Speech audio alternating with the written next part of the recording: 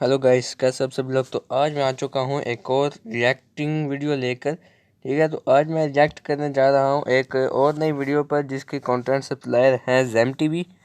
तो एक वीडियो है जिस पे अभी हम देखेंगे कौन सी वीडियो है। मैंने भी नहीं देख रखी, तुम लोग के साथ ही देखता हूँ। तो चलो शुरू करते हैं। अगर आप इंडिया में रहते हैं तो आपका दिल में कभी ना कभी टाटा ग्रुप ऑफ कंपनीज की किसी न किसी प्रोडक्ट से पाला जरूर पड़ता होगा। रोड्स पर दौड़ती हुई गाड़ियों पर नजर डालें। ओके गाइस, मैं तो इंडिया में है नहीं रहता, पाकिस्तान में रखता हूँ। तो अगर कोई रहता है तो मुझे कमेंट सेक्शन में बताए कि कुछ होता है कि नहीं वहाँ पे टाटा कंपनी का। टाटा मोटर्स हवा में उड़ते हुए प्लेन्स को देखें तो एयर इंडिया पर नजर जाती है। और यहाँ का आइकॉनिक एयर ताज इंडिया होटल तो पूरी दुनिया में मशहूर है, भाई जिसे साहब टाटा ग्रुप ही खतरनाक ओन है यार। करता है। पावर से लेकर फैशन तक और चाय से लेकर नमक तक हर जगह टाटा ग्रुप ऑफ कंपनीज का ही राज है। पूरे वाकई में गाइस, सच्ची में ऐसा है क्या? हर एक चीज़ में ऐसे ही हो रहा है भाई। हर एक चीज़ टाटा कंपनी की है। इंडिया में छोटी बड़ी 100 से ज्यादा कंपनीज हैं जो टाटा ग्रुप के अंडर आती हैं। अब ओके। यहाँ आपको लगता होगा कि ये सब सक्सेस रतन टाटा की हिम्मत और विजन से आई है। अच्छा, हाँ, ये है उनका क्या रतन कंट्रीब्यूशन टाटा तो इसकी? जरूर है, लेकिन ये एम्पायर जो आज हम देखते हैं इसकी कामयाबी की कड़ियाँ 150 साल पीछे जाकर मिलती है। आज की इस वीडियो भाई में साहब हम इस इतना कहानी को पीछे? खोलेंगे और जानेंगे कि कैसे एक विजनरी ने अपने सपनों को सच कर दिखाया और टाटा ग्रुप को बनाया एक ग्लोबल पावर हाउस।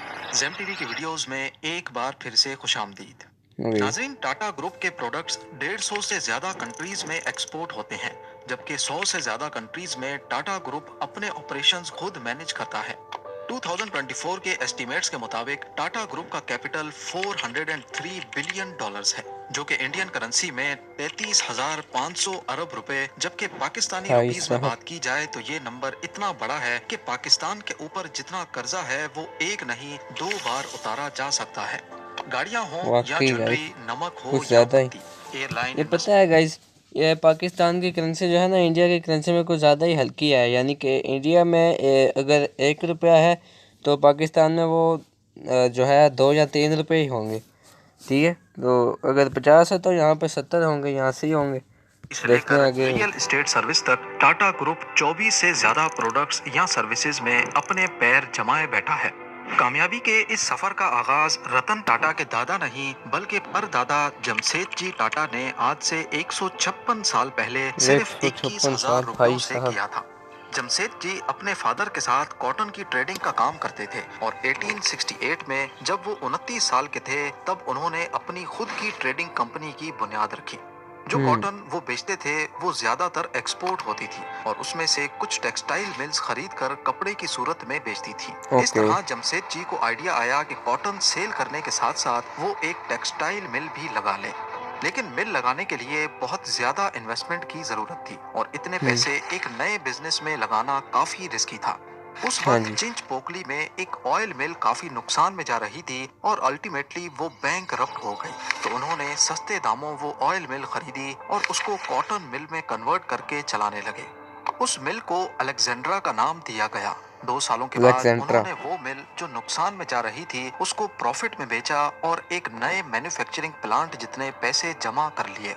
उस वक्त बॉम्बे कॉटन की मार्केट का गढ़ था, जिसको कॉटनोपोलिस ऑफ इंडिया भी कहा जाता था। ओके। जमशेद जी का ताल्लुक खुद भी बॉम्बे से ही था, लेकिन इसके बावजूद भी उन्होंने अपनी नई कॉटन मिल बॉम्बे से 770 किलोमीटर दूर नागपुर में स्टेब्लिश की।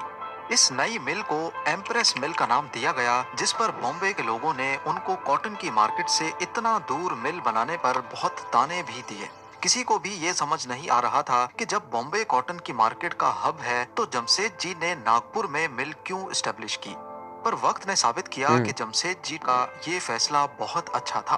पहला ये कि रॉ मटेरियल यानी कि कॉटन की फसलें ज्यादातर नागपुर के करीब होती थी, जिसकी वजह से रॉ ओके। मटेरियल की सप्लाई का इनको कोई मसला नहीं होता था। दूसरा रीजन था वाटर सप्लाई। कॉटन को कपड़ा बनाने के प्रोसेस के दौरान बहुत सारा पानी चाहिए होता है और नागपुर के पास कई रिवर्स और लेक्स हैं, जिनकी वजह से पानी की सप्लाई का भी मसला नहीं था। हाँ, तीसरा रीजन ये था एक अच्छी बात मजदूरों है। की अवेलेबिलिटी। क्योंकि बॉम्बे ओके। जैसे शहरों में मजदूरों की डिमांड ज्यादा थी, इसी वजह से वहां अक्सर मजदूरों की शॉर्टेज रहती थी और शहर में कॉस्ट ऑफ लिविंग ज्यादा होने की वजह से वहां पर उनका रेट भी ज्यादा होता। पर नागपुर में बेरोजगारी ज्यादा होने की वजह से यहाँ रेट बहुत कम थे और अवेलेबिलिटी ज्यादा। अब क्योंकि इस एरिया में पहले कोई कॉटन मिल नहीं थी, इसी वजह से वहाँ के मजदूर ज्यादा ट्रेंड नहीं थे, उन पर बहुत मेहनत करने की जरूरत थी। जमशेद जी ने देखा कि वर्कर्स काम पर ज्यादा ध्यान नहीं देते, बात बात पर छुट्टी कर लेते हैं और ज्यादातर दिनों में ऐसा भी होता था कि 20% से ज्यादा वर्कर्स छुट्टी पर होते थे। ये बात जमशेद जी टाटा को बहुत परेशान किए रखती थी, लेकिन उन्होंने इस मसले के सॉल्यूशन के लिए आज से 150 साल पहले एक ऐसा तरीका अपनाया जो आज के मॉडर्न एरा में भी तसव्वुर करना मुश्किल दिखाई देता है। उन्होंने वर्कर्स को ऐसा कौन सा डांटने, तरीका? उनकी सैलरीज काटने के बजाय उन्हें मजीद फैसिलिटीज देने का फैसला किया। उन्होंने एक ऐसी स्कीम अरे इंट्रोड्यूस वाह की कि गाइस, ये तो और भी अच्छा यानी कि अच्छा काम है। बंदा जो है नहीं आता तो उसकी तनख्वाह काट ली जाती है, तो तनख्वाह काटने से उसका जो है दिल वैसे ही और ज़्यादा ख़राब हो जाता होगा, तो उसका भी आखिरकार वो छोड़ ही जाता है। इसके बजाय अगर उसे और ज़्यादा फैसिलिटीज़ मिलेंगी तो वो सोचेगा कि यहाँ पर रहने से मुझे काफ़ी ज़्यादा सहूलतें आई हैं, तो मैं क्यों ना इसी में ही कंपनी में ही काम करता रहूँ, मुझे सहूलतें भी मिलती रहेंगी और काम भी चलता रहेगा। नाइस फैक्ट्रीज के आइडिया यार। तमाम वर्कर्स को रिटायरमेंट के बाद पेंशन भी मिलेगी। उनकी ओके, मेडिकल इंश्योरेंस भी की गई और उनकी एंटरटेनमेंट के लिए स्पोर्ट्स डे और फैमिली डेज भी रखे गए। ज्यादा क्या बेहतर बात है परफॉर्म भाई। करने वाले वर्कर्स को सबके सामने इनाम भी दिया जाता था। यानी ये सब कुछ आज के दौर में तो समझ आता है, लेकिन उस दौर में ऐसा करना किसी ख्वाब से कम नहीं था। और मजे की बात यह है कि उनकी ये स्कीम काम भी कर गई। वर्कर्स खुद को वैल्यूड फील करने लगे, वो कंपनी को अपनी कंपनी समझकर काम करने लगे। देखा, जमशेद जी का इससे मानना था जो कि इंडिया जो को अच्छा अच्छा सलूक करता है ना दूसरों के साथ, वो फिर दूसरे भी जो है उसके साथ अच्छा सलूक करना शुरू हो जाते हैं। अभी आगे मजबूत देखते हैं। बनाने के लिए हर चीज का इंडिया में ही मैन्युफैक्चर होना बहुत जरूरी है, और अपना यही मिशन लिए वो कोशिश करते गए। उन्होंने मजीद कंपनीज लगाना शुरू कर दी। उस वक्त सिल्क बहुत प्रीमियम कपड़ा समझा जाता था और उसमें सबसे ए क्लास सिल्क फ्रांस से इंपोर्ट होता था। फ्रेंच सिल्क वॉर्म पूरी दुनिया में बेहतरीन सिल्क प्रोड्यूस करने के लिए जाने जाते थे। जमशेद जी फ्रांस गए और वहां से फ्रेंच सिल्क वॉर्म की ब्रीड इंडिया में लेकर आए। लेकिन मसला भाई था कि साहब। ये सिल्क वॉर्म सिर्फ यूरोप के क्लाइमेट में ही अच्छी प्रोडक्शन देने की काबिलियत रखते थे। इंडिया में उनका सरवाइव करना काफी मुश्किल था। लिहाजा उन्होंने बेंगलोर में एक सिल्क फार्म एस्टेब्लिश किया, जहां का क्लाइमेट इस खास सिल्क वॉर्म के लिए काफी बेहतर तो था, लेकिन परफेक्ट नहीं था। शुरुआत में उनको काफी मुश्किलात का सामना करना पड़ा, जैसा कि फ्रेंच सिल्क वॉर्म में अक्सर बीमारियां फूट पड़ती थी। इन मसलों को फिक्स करने के लिए पहली बार कंट्रोल्ड एनवायरनमेंट में सिल्क वॉर्म की फार्मिंग का कॉन्सेप्ट भी जमशेद जी टाटा ही लेकर आए। खुशकिस्मती से ये एक्सपेरिमेंट काम कर गया और इस तरह जमशेद जी ने टाटा सिल्क की सूरत में इंडिया को बेहतरीन सिल्क बनाने के काबिल बना दिया। आज इंडिया दुनिया के सबसे बड़े सिल्क प्रोड्यूसर्स में से एक है, और ये सब उन पहले एक्सपेरिमेंट्स, इनोवेशंस और रिसर्च की वजह से मुमकिन हो पाया है। उस वक्त इंडिया में ब्रिटिश ईस्ट इंडिया कंपनी और फ्रेंच ईस्ट इंडिया कंपनी का राज था। जमशेद जी ने फ्रेंच ईस्ट इंडिया कंपनी को टारगेट किया और 1885 में पौंडीचेरी में एक कंपनी बनाई, जिसका मकसद सिर्फ और सिर्फ इंडियन टेक्सटाइल्स को फ्रेंच कॉलोनी के बीच इंट्रोड्यूस कराना था। लेकिन ये आइडिया कम डिमांड की वजह से कामयाब नहीं हुआ। कॉटन के अलावा वो अपना नेटवर्क और भी बढ़ाना चाहते थे। वो चाहते थे कि इंडिया में जो भी चीजें इस्तेमाल होती हैं वो पूरी तरह इंडिया में ही मैन्युफैक्चर हों। ओके। उनके टोटल 4 ख्वाब थे: आयरन और स्टील की मैन्युफैक्चरिंग, होटल, एजुकेशन और हाइड्रो इलेक्ट्रिक प्लांट। पर सिर्फ होटल ही भाई वो चार चार ख्वाब, भाई हमसे एक ख्वाब पूरा हो नहीं रहा, ये चार चार ख्वाब लेके बैठे हुए हैं भाई। नाइस है। का सपना था जिसको वो पूरा होते देख पाए, और ये था द ताज महल होटल, जो 1903 में ओके। कंप्लीट हुआ था। जब ताज महल होटल पहली बार खोला गया तो ये इंडिया का पहला होटल था जिसमें इलेक्ट्रिसिटी कनेक्शन था। इसके अलावा अमेरिकन फैंस, जर्मन एलिवेटर्स और टर्किश बाथ्स भी इसमें इंस्टॉल किए गए। भाई साहब, शुरुआत ये में उस ताज महल वक़्त का होटल के सबसे रूम्स का ज़्यादा रेंट लग्जरी सिर्फ होटल 13 होगा। रुपए हुआ करता था, जिसमें अटैच बाथरूम भी शामिल था। ताज महल होटल खोलने के पीछे क्या वजह थी, इसके बारे में कई कहानियां मशहूर हैं। कहा जाता है कि एक बार जमशेद जी को बॉम्बे के मशहूर वॉटसन्स होटल, जिसको आज एस्प्लेनेड मेंशंस भी कहा जाता है, में जाने की परमिशन नहीं मिली क्योंकि वो सिर्फ ब्रिटिशर्स के लिए बनाया गया था। इसी वजह से उन्होंने ताजमहल होटल बनाने का फैसला किया। लेकिन इस कहानी को चार्ल्स एलन नामी एक राइटर ने झूठा करार दिया और लिखा कि जमशेद जी इतनी छोटी सी बात को दिल पे नहीं ले सकते थे, बल्कि उनको अपने शहर बॉम्बे से काफी लगाव था और वो अपने होम टाउन को एक गिफ्ट देना चाहते थे।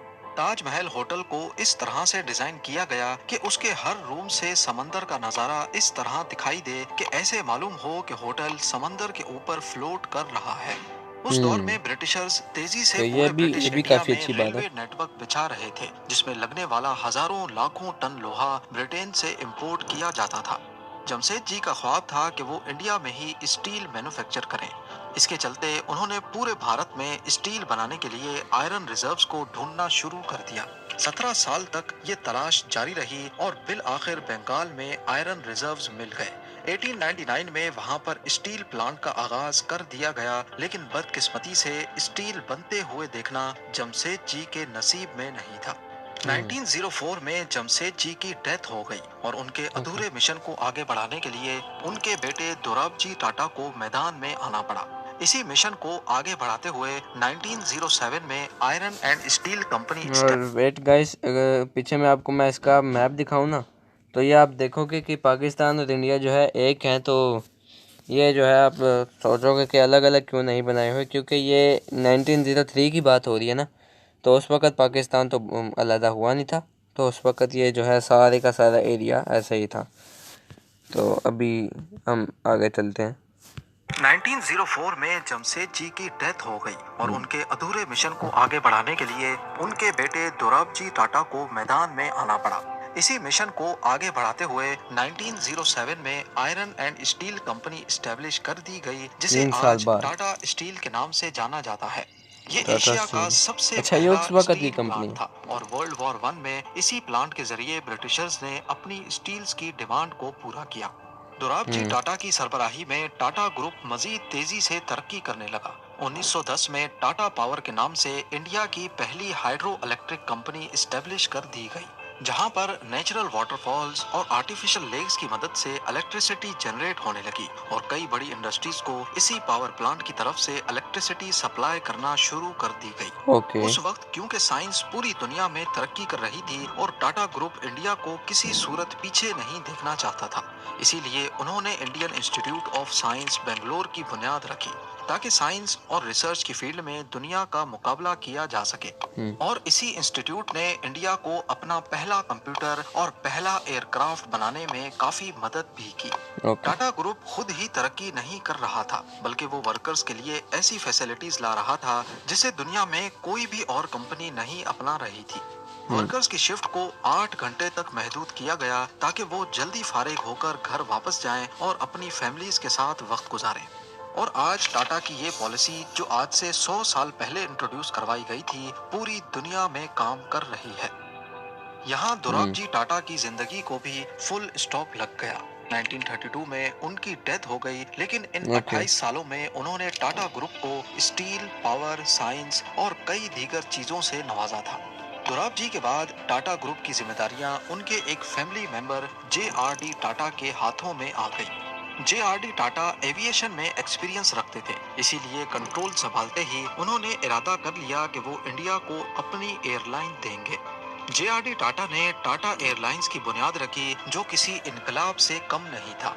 भारत को अपनी एयरलाइन मिल चुकी थी, जिसकी पहली फ्लाइट को ओके, खुद ये उनका एज अ सबसे पायलट पहला प्लेन है। JRD टाटा ने उड़ाया और इंडिया के फर्स्ट कमर्शियल पायलट होने का एजाज भी अपने नाम किया।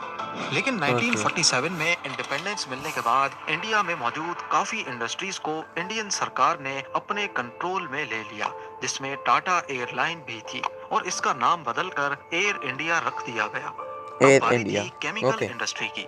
JRD टाटा ने महसूस किया कि भारत में केमिकल इंडस्ट्रीज तो मौजूद हैं, लेकिन उनको अपने काम पूरे करने के लिए ज्यादातर इम्पोर्टेंट केमिकल्स दूसरी कंट्रीज से इंपोर्ट करने पड़ते हैं। जैसा कि ग्लास, साबुन और सर्फ जैसे प्रोडक्ट्स बनाने के लिए कास्टिक सोडा और सोडा ऐश की जरूरत थी, मगर ये केमिकल्स इंडिया में प्रोड्यूस नहीं किए जाते थे। उनको दूसरे मुल्कों से इंपोर्ट किया जाता। इसी वजह से 1939 में टाटा केमिकल्स के नाम से एक कंपनी खोली गई जो इंडिया के लिए तमाम केमिकल्स खुद प्रोड्यूस करती थी। इस कंपनी ने फर्टिलाइजर और दूसरे सेक्टर्स में इंडिया को ग्रो करने में काफी मदद की।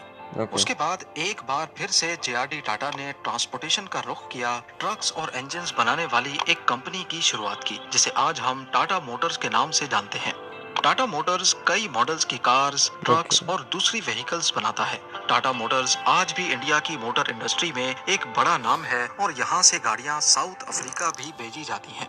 उसके बाद 1960s में जब कंप्यूटर्स और टेक्नोलॉजीज की तरफ दुनिया बढ़ने लगी तो टाटा ग्रुप भी पीछे ना रहा। उन्होंने इंडिया की सबसे पहली सॉफ्टवेयर और आईटी कंपनी टीसीएस यानी टाटा कंसल्टेंसी सर्विस बना दी। 1984 में जेआरडी टाटा ने महसूस किया कि भारत में लोग चाय बहुत शौक से पीते हैं, इसीलिए टाटा ग्रुप ने चाय की डिमांड को पूरा करने के लिए भी कदम उठाया। उन्होंने टाटा टी के नाम से एक कंपनी शुरू की और वो कंपनी दुनिया की चाय बनाने वाली कंपनीज में आज तक एक बड़ा नाम है। इसके साथ साथ जेआरडी टाटा अब बूढ़े हो चुके थे। ये क्या पागल हो चुके हैं क्या? हर एक चीज़ में टाटा घुसाई जा रहे हैं। कभी टाटा मोटर्स, कभी टाटा इंजन, कभी टाटा कुछ ये तो कुछ वो। इसीलिए उन्होंने इसीलिए तो तरक्की की है इन लोगों ने, अपन पीछे रह गए हैं। अपने एक फैमिली मेंबर को यूएसए से इंडिया बुलाया। ये फैमिली मेंबर कोई और नहीं बल्कि सर रतन टाटा थे। शुरुआत में रतन टाटा को सिर्फ टाटा स्टील में जिम्मेदारियां दी गई और उन्होंने टाटा स्टील को लॉस से निकालकर प्रॉफिट तक ला पहुंचाया। जेआरडी टाटा बहुत इम्प्रेस हुए और इसी वजह से उन्होंने 1991 में रतन टाटा को टाटा ग्रुप का चेयरमैन बना दिया। रतन टाटा क्योंकि मॉडर्न एरा के आदमी थे, इसीलिए वो हर चीज में टेक्नोलॉजी का इस्तेमाल करना चाहते थे। उन्होंने चेयरमैन बनते ही ये सोचा कि टाटा मोटर्स कार्स और ट्रक्स तो बनाता ही रहा है, लेकिन आज भी कोई एक ऐसी गाड़ी नहीं है जिसकी कंप्लीट मैन्युफैक्चरिंग इंडिया में होती हो, यानी कुछ न कुछ पार्ट्स बाहर से इंपोर्ट करने ही पड़ते थे। इसीलिए टाटा मोटर्स ने एक नया कार मैन्युफैक्चरिंग प्लांट लगाया और 1998 में इंडिया की पहली कार इंडिका को लॉन्च किया गया। टीसीएस तो ये जो सिर्फ 1998 में आई बेसिक थी। डाटा एंट्री और मैनेजमेंट का काम करती थी, उसे सॉफ्टवेयर डेवलपमेंट पर शिफ्ट कर दिया गया और उसे दुनिया की लीडिंग सॉफ्टवेयर कंपनीज की लिस्ट में ला खड़ा किया। रतन टाटा के अंडर टाटा ग्रुप ने दुनिया के मशहूर ब्रांड्स को खरीदना शुरू कर दिया। टाटा ने उस वक्त की मशहूर टी कंपनी टेटले टी को एक्वायर कर लिया। टाटा स्टील ने कोरस ग्रुप को और टाटा मोटर्स ने जैगुआर और लैंड रोवर जैसी बड़ी कंपनीज को भी एक्वायर कर लिया। 2012 में रतन टाटा ने अपनी बढ़ती एज की वजह से as a chairman Tata group resign कर दिया और अपनी जगह पर साइरस मिस्ट्री को चेयरमैन बना दिया, जिनकी 2022 में एक एक्सीडेंट में मौत हो गई और आज नटरंजन चंद्रास्करन टाटा ग्रुप के चेयरमैन है।